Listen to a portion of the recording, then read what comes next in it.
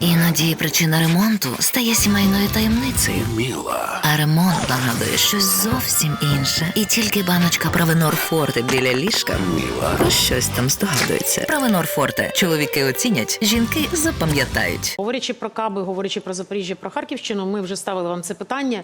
Як нам дотягнутися до тих літаків, з яких їх запускають?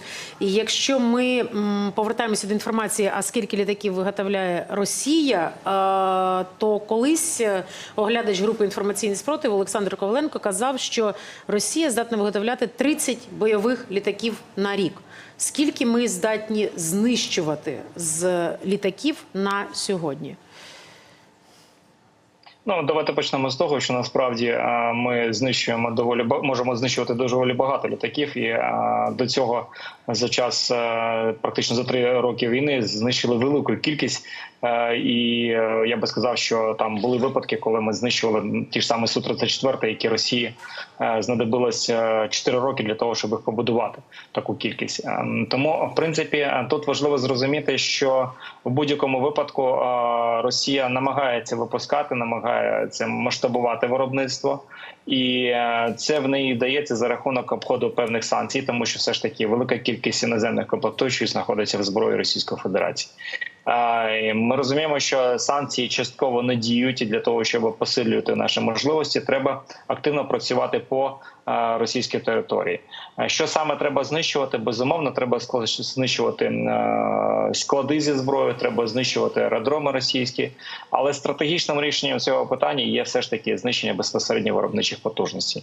І тут ми кажемо про те, що настав час сказати не про можливості надання зброї, яка може працювати на відстань 300-400 кілометрів, а про надання зброї, яка може працювати на 1000 кілометрів. І тут би я зауважив, що літак F-16 може нести ракети JASSM, які працюють на 950 кілометрів. Пане Анатолію, тоді про що можна говорити, коли нам надають, по президентській програмі президента Сполучених Штатів Америки в пришвидшеному темпі авіабомб AGM-154, про те, що говорив Байден, зокрема в своєму зверненні, а формулювання його промови було наступним. Щоб посилити можливості України для нанесення дальнього удару, я вирішив надати Україні боєприпаси великої дальності. От саме йдеться про AGM-154, але ж їх дальність – це 130 кілометрів лишень. Що вони можуть змінити? Максимальна дальність 130 кілометрів при запуску з великих висот. Насправді JSOW зможуть змінити ситуацію на лінії бойового зіткнення, але ж знов питання, чи нададуть нам таку кількість авіабомб для того, щоб ми могли віддзеркально відповідати по ворожій техніці.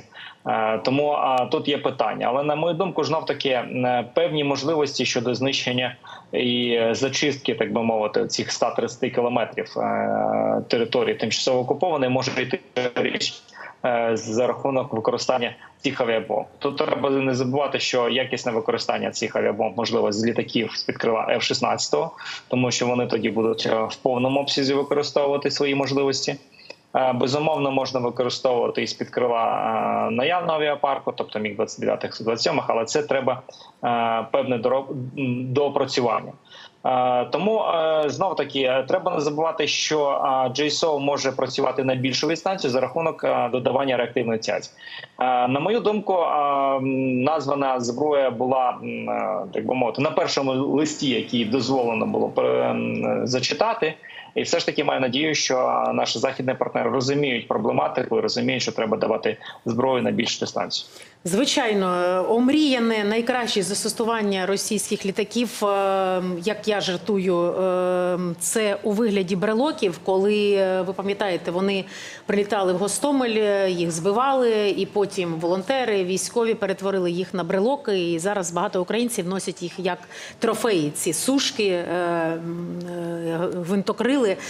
Якщо ми беремо день сьогоднішній, повідомлення Генерального штабу Збройних сил України, 14 ударів ракетні війська, артилерія і авіація завдали по позиціям противника.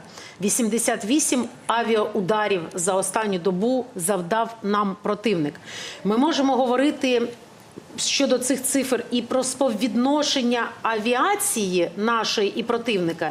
Чи ці цифри не можна отак дзеркально порівнювати, коли ми бачимо зведення Генерального штабу? Давайте почнемо з того, що не можна дзеркально порівнювати, тому що ворог використовує тактику терориста. Ми бачимо, що він б'є по цивільних містах. Тобто велика кількість кабів, безумовно, і просто летять в цивільні міста, в цивільні будинки. Україна так не воює. Україна воює, виносячи там певні важливі склади, певні об'єкти, які приносять користь Збройним силам Російської Федерації. Тому я би зазначив, що в будь-якому випадку так ми обмежені кількістю зброї, але ворог активно використовує велику кількість зброї для ударів по цивільному сектору. І це вже видно, тому що вони зараз активують удари по Запоріжжю. Ми бачимо, що до цього активно працюють вони по Сумщині, Харківщині.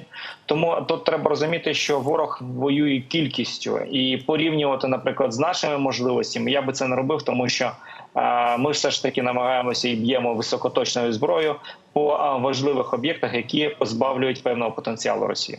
Дякуємо вам, Анатолій Храпчинський, експерт з авіації.